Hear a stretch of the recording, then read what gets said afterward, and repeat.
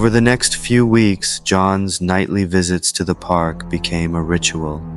The woman's presence was intoxicating, her song a lure he couldn't resist.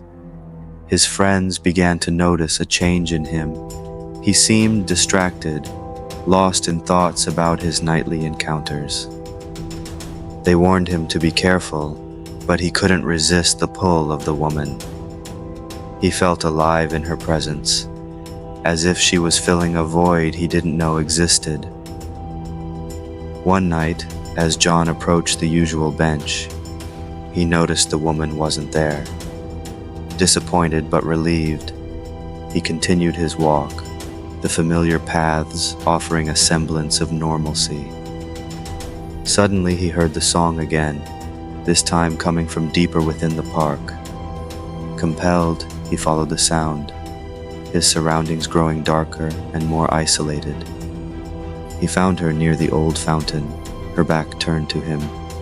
When she faced him, her eyes seemed to glow with an unnatural light. "You came," she said, her voice softer yet more commanding. She took his hand, leading him to a secluded spot. John felt a mix of fear and excitement, unable to break free from her grip.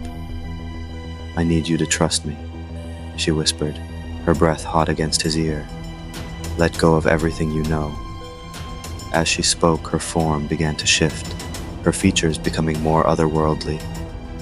John realized with horror that she was La Llorona, the weeping woman of legend, known for luring men to their doom. La Llorona's grip tightened, her eyes locking onto his with a mix of fury and sorrow.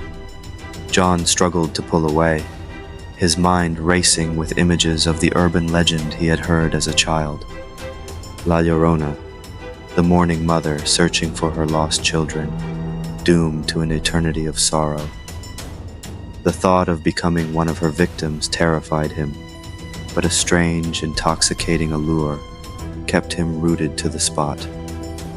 The world around him seemed to warp, the trees closing in, their branches like skeletal fingers reaching out.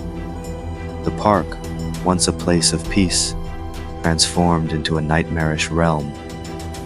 John felt his strength ebbing away, replaced by an overwhelming sense of dread. As La Llorona drew closer, he noticed the ground around her feet was soaked in blood, darkening the grass and the soil. Her dress, once pristine, was now tattered and stained with crimson. The scent of decay filled the air, making John's stomach churn. The realization of her true nature hit him with a force that nearly knocked him off his feet.